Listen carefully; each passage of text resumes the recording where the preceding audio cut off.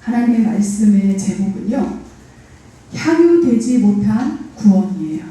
거기다 한번 다시 써보세요. 향유되지 못한 구원. 예, 향유되지 못한 구원입니다. 향유. 예, 향기할 때 향유. 향유되지 못한 구원입니다. 이 시간 향유되지 못한 구원이라는 제목으로 말씀이 선포될 때 하나님의 음성이 들리시는 귀한 은혜가 있으시기를 기도합니다. 아멘. 제가 시를 하나 읽어드리겠습니다. 다이아나 루먼스의 만일 내가 다시 아이를 키운다면이라는 시입니다. 잘 들어보세요. 만일 내가 다시 아이를 키운다면 먼저 아이의 자존심을 세워주고 집은 나중에 세우리라. 아이와 함께 손가락 그림을 더 많이 그리고 손가락으로 명령하는 일은 덜 하리라. 아이를 바로잡으려 덜 노력하고 아이와 하나가 되려고 더 많이 노력하리라. 시계에서 눈을 떼고 눈으로 아이를 더 많이 바라보리라. 만일 내가 다시 아이를 키운다면 더 많이 아는데 관심 갖지 않고 더 많이 관심 갖는 법을 배우리라. 자전거도 더 많이 타고 연도 더 많이 날리리라. 들판을 더 많이 뛰어다니고 별들도 더 오래 바라보리라. 더 많이 껴안고 더 적게 다투리라. 도토리 속의 떡갈나무를 더 자주 보리라. 덜 단호하고 더 많이 긍정하리라. 힘을 사랑하는 사람으로 보지 않고 사랑의 힘을 가진 사람으로 보이리라. 하나님 말씀 같죠? 아멘. 자녀가 있는 부모에게 다시 아이를 키운다면 어떻게 키우겠냐고 이렇게 질문을 던져보면요, 대다수의 부모가 위의 시와 같이 아이와 함께 주어진 시간을 향유할 거라고 대답을 합니다. 우리 성도님들도 동의하십니까? 네. 향유란 누리어 가지는 것을 말합니다. 우리가 어떤 대상이나 상태를 향유하기 위해서는요, 대상이나 상태의 가치를 바르게 알 때 온전히 향유할 수 있습니다. 내가 내 자녀가 어떤 존재인지, 내 배우자가 어떤 존재이며, 우리 가족, 우리 부모가 어떤 존재인지, 교회가 어떤, 지체가 어떤 존재인지 바르게 알 때 우리가 함께 인생을 향유할 수 있습니다. 하나님은 우리가 구원을 향유하기 원하십니다. 그러면 구원이 무엇인지를 알아야 향유할 수 있겠지요. 구원이 무엇일까요? 우리 에베소서 1장 3절에서 6절 말씀을 함께 읽겠습니다. 같이 읽겠습니다. 찬송하리로다. 하나님 곧 우리 주 예수 그리스도의 아버지께서 그리스도 안에서 하늘에 속한 모든 신령한 복을 우리에게 주시되 곧 창세전에 그리스도 안에서 우리를 택하사 우리로 사랑 안에서 그 앞에 거룩하고 흠이 없게 하시려고 그 기쁘신 뜻대로 우리를 예정하사 예수 그리스도로 말미암아 자기의 아들들이 되게 하셨으니 이는 그가 사랑하시는 자 안에서 우리에게 거저 주시는 바 그의 은혜의 영광을 찬송하게 하려는 것이라. 아멘. 아멘. 참 말이 어려운 것 같아요. 그렇죠? 그런데 어렵지 않아요. 제가 쉽게 풀어드릴게요. 에베소서 이 말씀은 바로 우리를 구원하신 구원의 목적을 알려주고 있어요. 다시 얘기하면 구원이 무엇인지를 알려주고 있는데요, 하나님께서 우리에게 복을 주시려고 하는 것이 구원의 목적이라고 말씀하십니다. 거룩하고 흠이 없게 하신대요. 거룩하고 흠이 없다라는 뜻은 죄로부터 멀어진 상태, 죄로부터 끊어진 상태예요. 우리 세상은 지금 모든 것이 얼그러져 있어요. 깨어진 상태예요. 그래서 화가 있고 서로 경쟁이 있고 다툼이 있습니다. 계속해서 지금 우리 그런 세상 안에서 살아가고 있는데, 하나님께서 말씀하신 이 거룩하고 흠이 없다는 것은 쉬운 말로 죄가 없는 세상, 죄가 없는 상태를 이야기를 합니다. 그렇게 하나님께서 우리를 죄가 없는 상태로 복을 그게 복이겠잖아요. 우리는 괴로움이 없고 싶어 해요. 고통이 없고 싶어 하죠. 죄 때문에 우리에게 고통이 찾아왔습니다. 죽음이 찾아왔어요. 그것이 없는 게 우리의 소원입니다.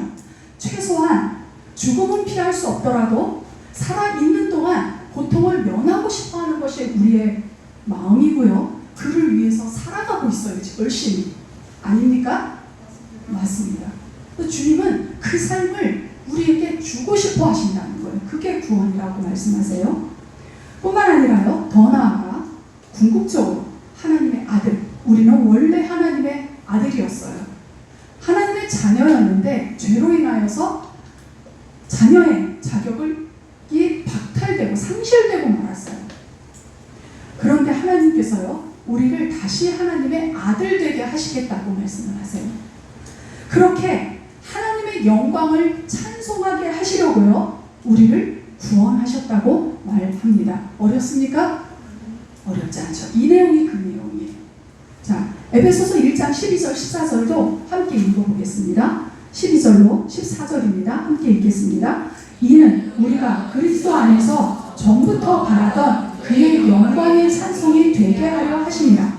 그 안에서 너희도 진리의 말씀 곧 너희의 구원의 복음을 듣고 그 안에서 또한 믿어 약속의 성령으로 인치심을 받았으니 이는 우리 기업의 보증이 되사 그 얻으신 것을 순양하시고 그의 영광을 찬송하게 하려 하시니라. 아멘. 이 얘기도 동일한 말씀이에요. 뭐냐면 하나님의 영광을 찬송하게만 하는 것이 아니라 우리 자신이 하나님의 영광이 되게 하겠다는 거예요. 하나님의 찬송이 되게 하겠다고 말씀하십니다. 그게 구원입니다. 어려운가요? 어렵지 않죠. 어렵게 생각하지 마세요. 우리를 하나님과 함께 살게 하시고 싶어 하는 것이 구원인 거예요. 그 삶으로 초대하는 것이 구원이라고 말합니다. 우리를 죄의 종에서 자유케 하셔서 하나님의 아들로 삼으시고 하나님을 찬송, 자랑하게 하시기 위함이래요. 찬송은요, 자랑이에요, 자랑. 자, 우리가 신이 나요. 무엇인가를 얻었습니다. 혹은 내가 사랑하는 사람과 함께 있어요. 그러면 어떻게 해요? 자랑하고 싶죠. 우리 청년들 혹시 데이트하고 있는 친구들이 있는지 모르겠어요. 만나고 있는 친구들. 그러면 몰래 숨어서 사귀어요? 아니면 궁극적으로 나중에 막 자랑하고 싶어요? 몰라요? 안 해봐서 몰라요? 이럴 수가. 네, 우리 부모님들, 내 남편, 내 아내 처음 만났을 때 지금 말고 지금 말고 저쪽 어떤 동네에는 막 울상이더라고요. 근데 우리 교회는 안 그럴 거예요. 네, 지금 말고 처음 만났을 때 자랑하고 싶었어요? 숨겨두고 싶었어요? 자랑하고 싶었잖아요. 자랑하고 싶었잖아요. 지금도 여전히 자랑하고 싶으시죠? 네. 우리 자녀들 태어났을 때 자랑하고 싶으세요? 숨겨두고 싶으세요? 자랑하고 싶어요. 그게 찬송이에요. 그게 찬송하는 거예요. 오늘 우리 청년들 찬송했어요. 하나님이 좋아요. 하나님이 저로 하여금 죄에서 끊어진 삶을 살게 해주셔서 감사해요. 내가 궁극적으로 하나님의 그 참 생명에서 제가 살 줄을 믿어요.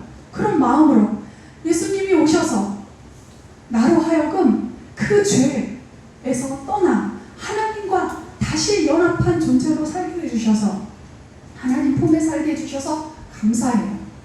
그게 찬송이에요. 자랑하는 거예요. 자랑하는 거. 신나고 행복하고 감사하면요, 자랑하고 싶어요. 이게 바로 누리며 가지는 향유입니다.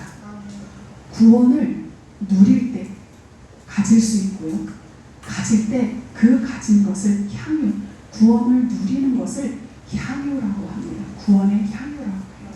구원을 향유한다, 이렇게 표현을 합니다. 그래서요, 구원을 향유하기 위해서는 먼저 예수님을 믿어야 합니다. 그래야 죄로부터 끊어지고 하나님께 갈 수 있어요. 하나님께 나아갈 수 있습니다. 우리를 향하신 하나님의 구원의 목적은요, 창조의 목적과도 일치합니다.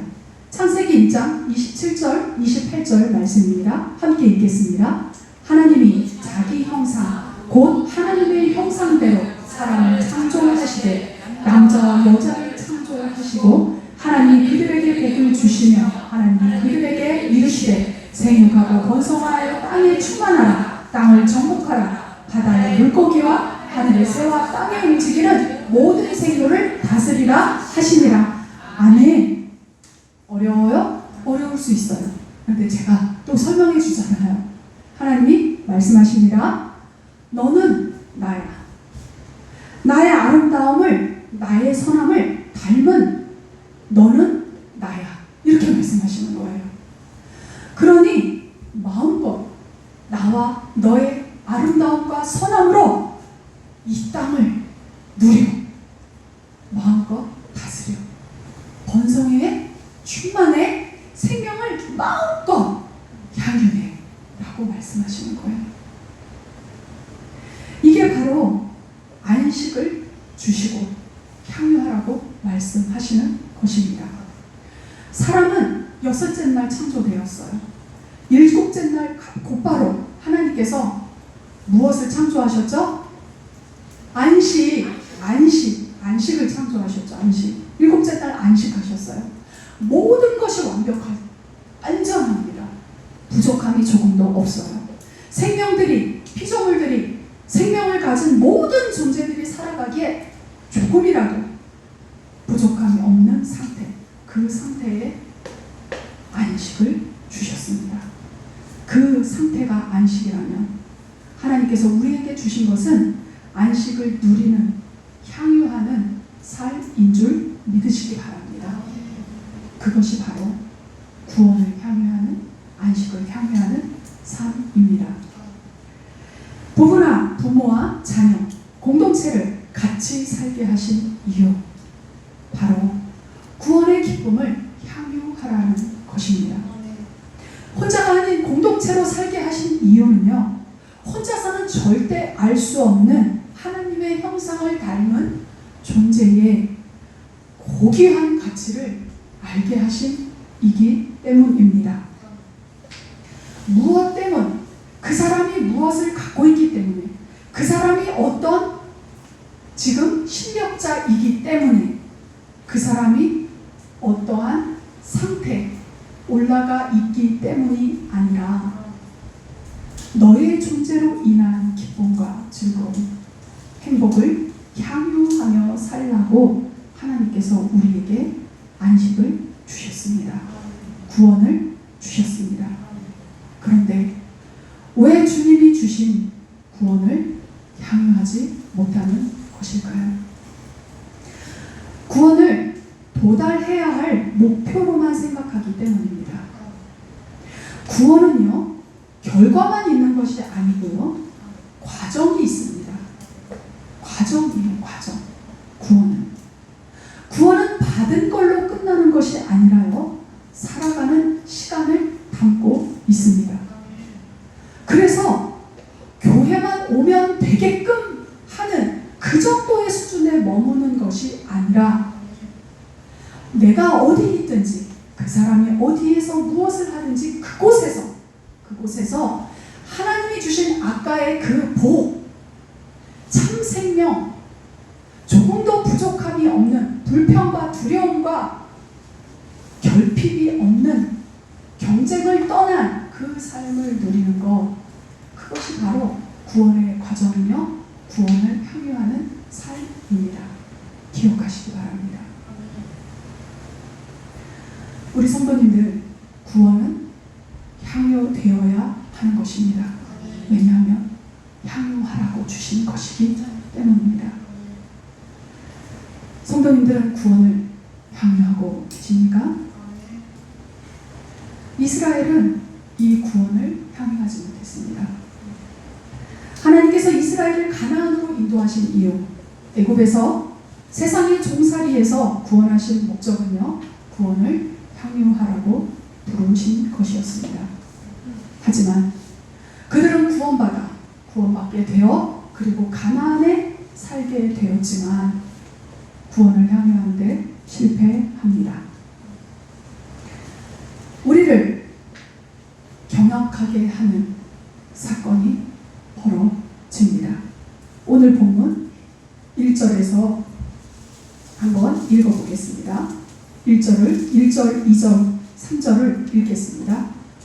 함께 읽겠습니다. 시작. 삼손의 가사에 가서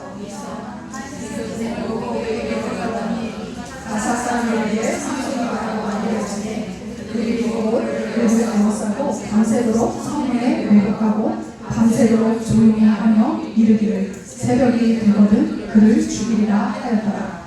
삼손이 밤중에 누워있다가 그 밤중에 일어나 성 문짝들과 두 문설주와 문빗장을 빼어 가지고 그것을 모두 어깨에 메고 헤브론 앞산 꼭대기로 가니라. 아멘. 아멘.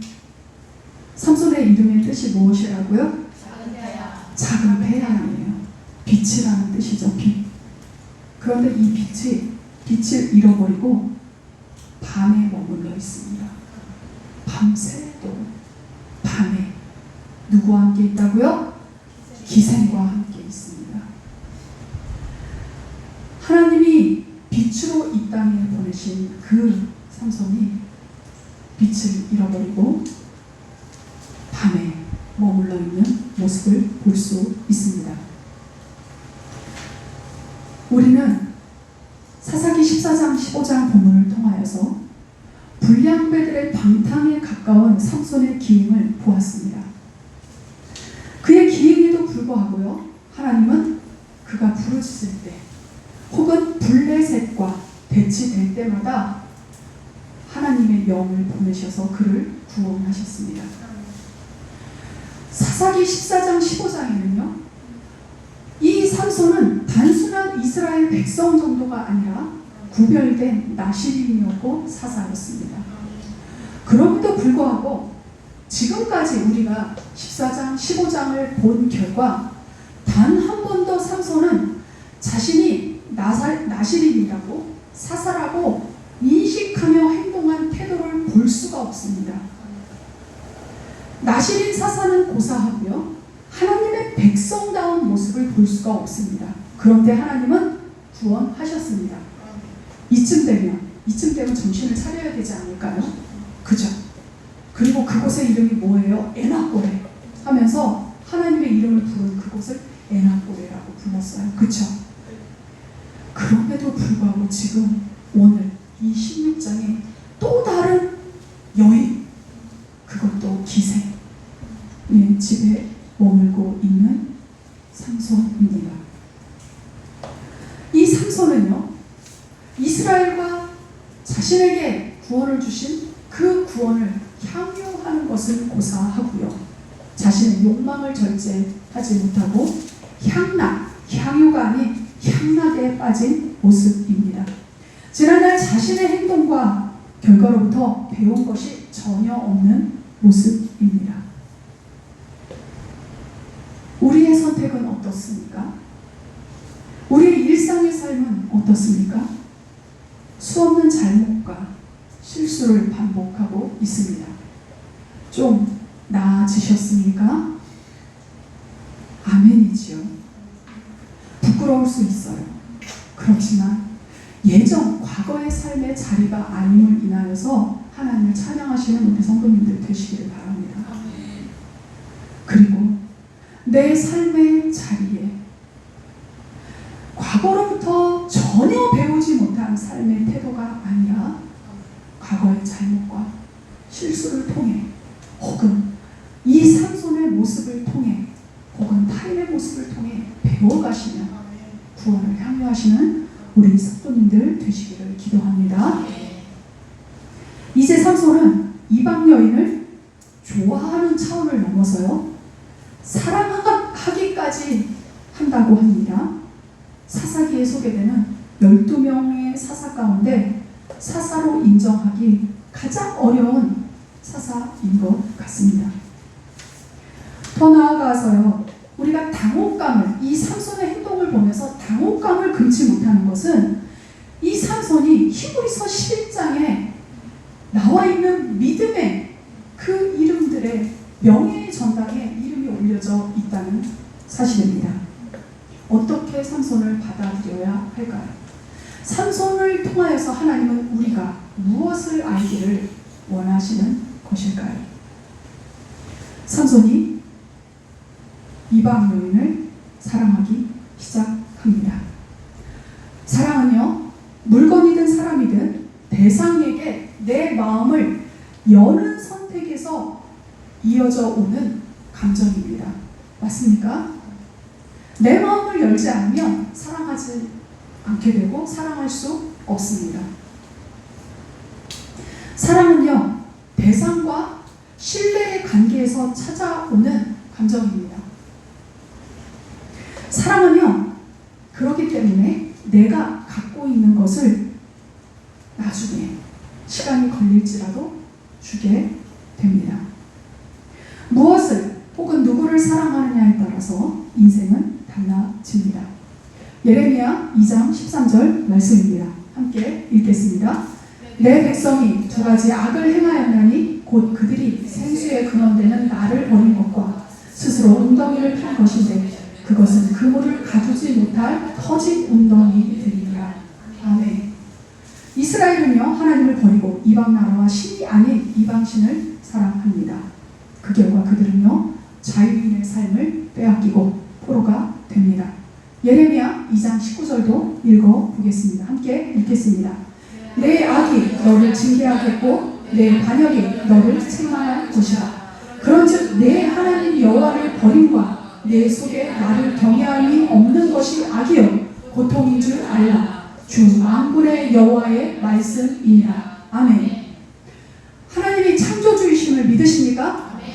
하나님으로부터 내가 나왔음을, 하나님으로부터 내가 출발했음을 믿으십니까? 나는 스스로 있는 자가 아닙니다. 내가 닦아 보니 스스로 있는 것 같이 착각이 되시겠지만 나는 스스로 온 존재가 아닙니다. 누군가로부터 나는 출발되었습니다. 우리가 성경을 통해 알다시피 나의 부모의 부모를 거둔 배에 계속 올라갈 때 그곳에 하나님이 계십니다. 하나님은 내 인생을 머리부터 발끝까지 아실 뿐만 아니라 내 인생 모든 것을 아시는 분이십니다. 악이 무엇이라고요? 그들의 벌이 무엇이라고요? 그 하나님을 떠나는 것이에요. 그 하나님을 사랑치 아니하고 세상을 사랑하는 것, 그것이 이스라엘의 악이라고 이야기합니다. 우리 과거에 한번 우리의 상황을 우리 현재의 삶에 연계해서 한번 생각해 보십시오. 우리가 왜 지금 괴로워합니까? 왜 슬퍼합니까? 왜 땅을 치고 후회합니까?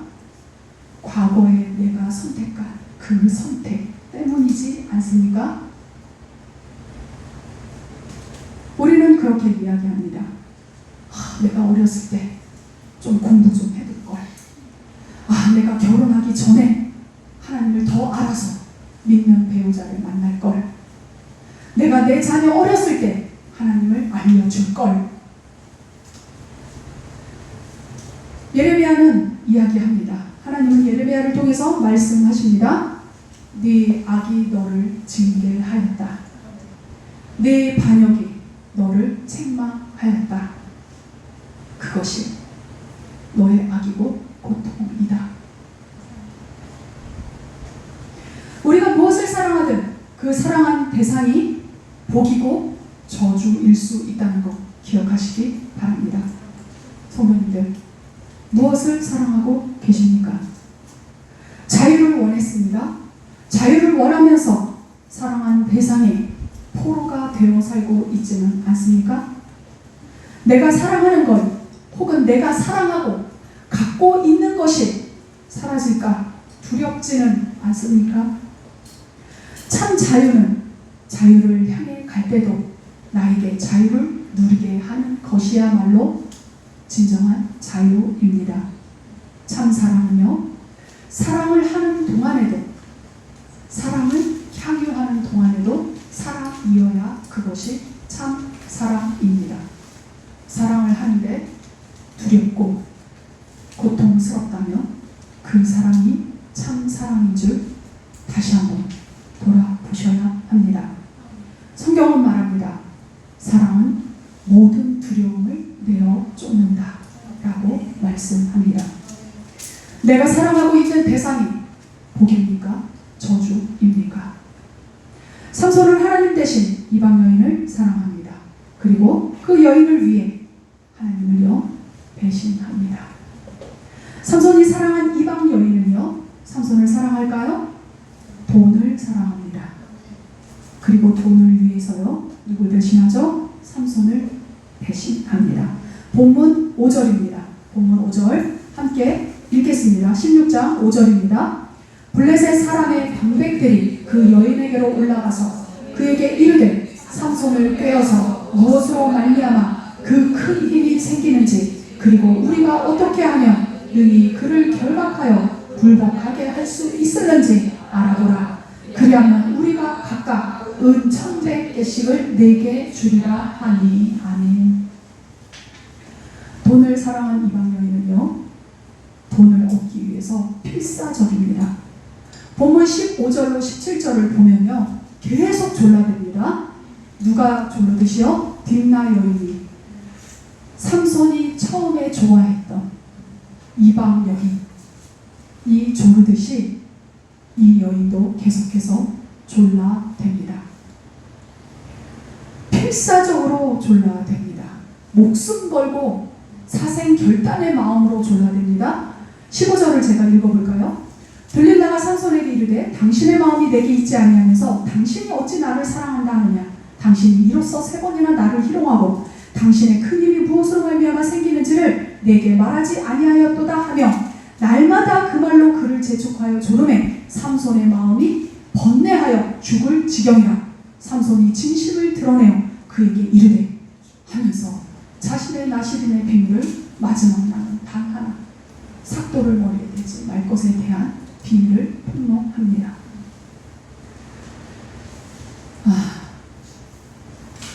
이방 여인을 사랑한 삼손은요 그의 요청으로 인해서요 나를 보내신 그리고 내 인생이 달려있는 그 하나님, 그 하나님의 약속과 이방 여인 사이에서 매우 심히 죽을 만큼 고민합니다. 그리고 그 여인을 선택합니다. 성도님들은 세상과 하나님 사이에서 심히 죽을 만큼 고민해 본 적이 있으십니까? 죽을 만큼까지는 아니더라도 적어도 약간의 고민이라도 해본 적이 없다면 세상과 하나님 사이에서 고민해 본 적이 없다면 단언컨대 고민할 필요조차 느끼지 못할 정도로 세상을 사랑하고 있는 것입니다. 세상과 짝하여 살고 있는 것입니다. 누구처럼요? 삼손처럼요. 그래서 굳이 삼손이 블레셋과 부딪힐 때마다 개인의 감정으로 블레셋과 부딪힐 때마다 틈을 노리고 계시다가 틈을 찾아서 하나님께서 당신의 구원의 역사를 펼쳐나가실 정도로 딱 붙어있는 삼손처럼 세상과 짝하여 사는 모습일 수 있습니다. 죄의 속성을 갖고 있는 세상에서 그리스도인은요 하나님의 자녀로 태어나고 살기 위해서는요 최소한 한 번 이상은요 세상과의 갈등을 피할 수 없습니다. 왜냐하면 하나님을 선택한다는 것, 우리는 이미 이 세상에서 태어났기 때문에 세상, 이 죄 속에서 태어났습니다. 이 죄 속에서 태어났다면 적어도 한 번쯤은, 최소한 한 번쯤은요 이 죄와 이별을 고해야 하나님께로 올 수 있는 그 과정을 겪게 되는 것이기 때문입니다. 성도님들, 오늘도 우리는 그 선택을 해야 합니다. 그 선택을. 그렇지 않으면 구원을 향유할 수 없게 됩니다. 말씀을 지켜내기 위해서, 예배를 지켜내기 위해서, 말씀을 순종하며 살기 위해서 필사적으로 묵상하며 살아가고 계십니까?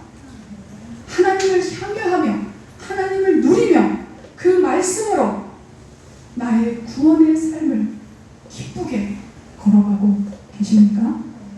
삼손은 자신을 구해준 하나님이 아니라 여인을 선택하며 자신의 마지막 남은 나시린의 귤에 머리에 삭도를 대지 말라는 그 말을 거역하고 맙니다. 삼손의 그 머리털에 힘이 있어서 그 머리가 잘렸을 때 힘이 약해진 걸까요? 아니에요. 이 주술적인 게 아닙니다. 마지막 남은 보루였어요. 머리에 삭도되는 것은. 왜냐하면 삼손은 이미 타락할 대로 타락했습니다. 포도나무의 소산을 먹었고요. 그리고 이방인들 블레셋과 왔다 갔다 하면서 그렇게 살아가요. 오늘 이 16장도 보세요. 블레셋과 그런 싸움을 몇천 명을 죽이는 그런 싸움을 해놓고도 가사에 내려갈 생각을 하는 삼손을 보십시오. 어떻게 그런 생각을 할 수 있겠습니까? 어떻게요? 블레셋을 만만히 보았든지 아니면 하나님을 만만히 보았든지 둘 다일 것입니다. 하나님이 삼손에게 부여하신 그 초자연적인 힘은요, 삼손의 머리카락 그 자체에 있었던 것이 아닙니다. 그 초자연적인 힘은 누가 주신 거죠? 그 초자연적인 힘은 누구입니까? 하나님이세요. 하나님은 계속해서 삼손을 기다렸습니다. 그런데 삼손은 그 마지막 남은 단 하나, 남은 그 하나마저도 버리고 맙니다. 이러한 이유로 해서 하나님의 영은요, 더 이상 삼손에게 머무를 수 없었습니다.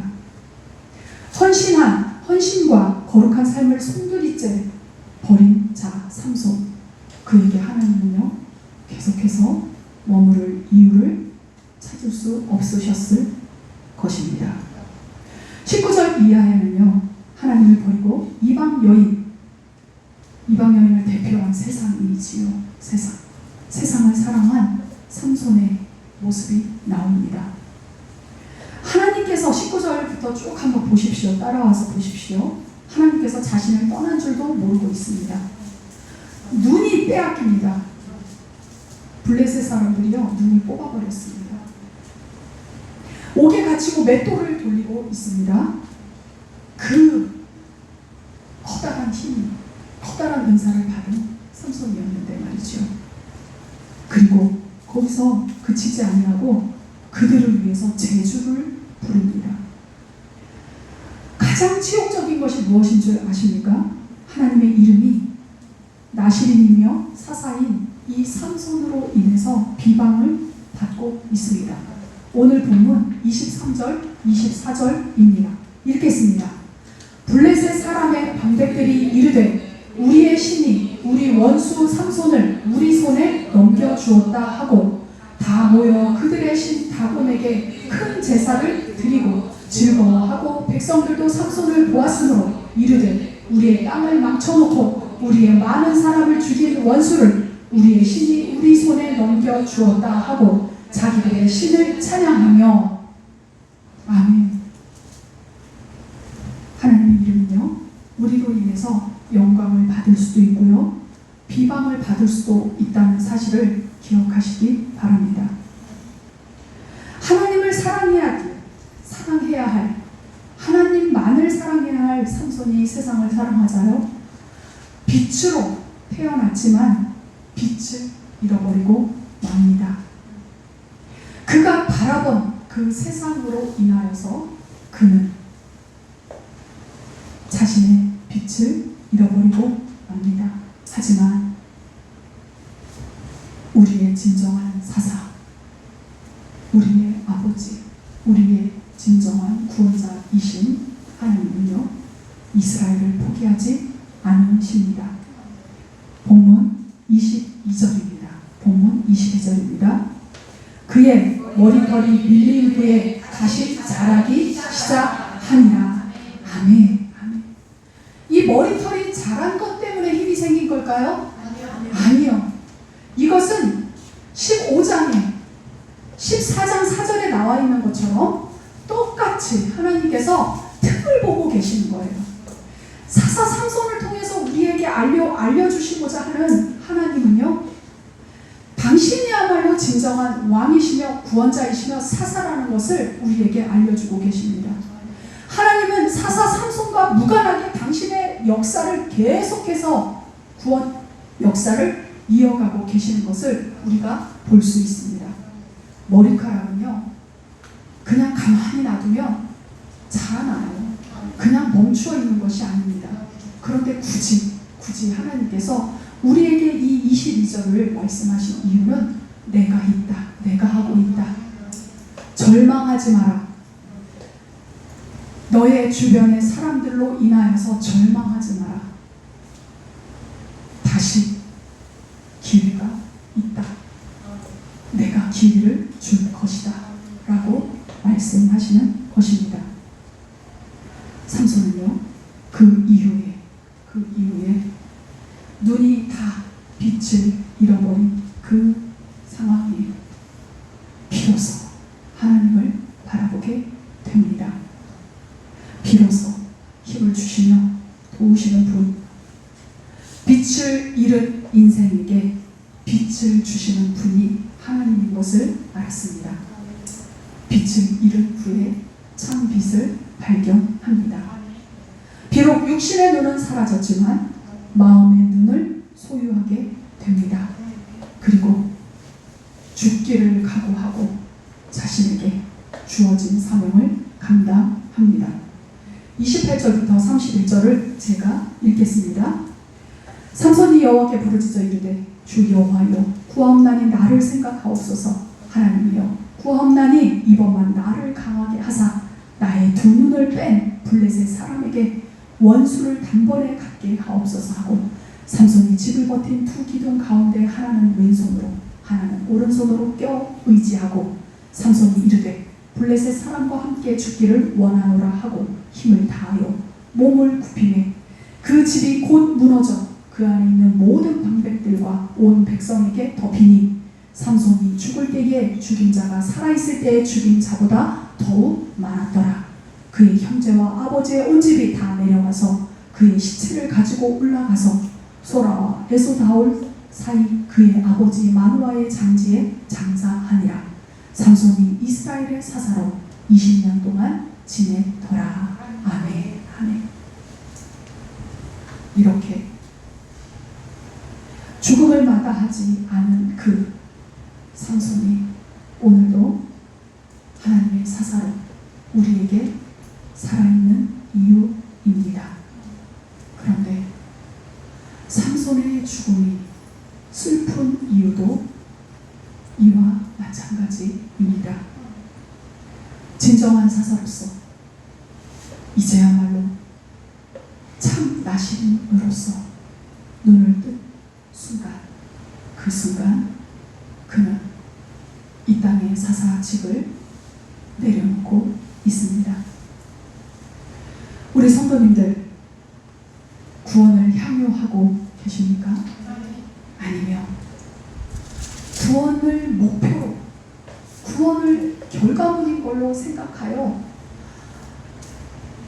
윽박지르며 고상을 지르며 그렇게 교회에 가야 된다고, 하나님이 주신 참 안식, 참 구원의 그 생명을 누리지 못한 채 자녀들과 배우자와 혹은 부모와 내 주변에 있는 지체들과 악다 군의를 하며 살아가고 계시지는 않습니까? 교회에 오면서 예배하면서도 구원을 향유하고 있지는 못한 것은 아닌지 돌아보시면 좋겠습니다. 구원은 향유되어야 할 것입니다. 하나님은 우리에게 창조와 구원을 통해 향유하라고 말씀하십니다. 우리가 오늘도 살아가는 이유는 하나님의 그 관계 안에서, 그 참 생명 안에서 수없는 잘못과 실수 속에서 다시금 잘못된 선택을 하지 않도록 그 향유의 삶으로 우리를 우리가 선택한 그 대상, 그 길이 복이십니까? 저주이십니까? 하나님의 그 구원, 그 안식을 향유하시기 위해 목숨 걸고 말씀을 묵상하고 계십니까? 하나님은 우리의 창조주이십니다. 그 하나님께 구원을 향유할 수 있는 삶을 알려달라고 기도하시지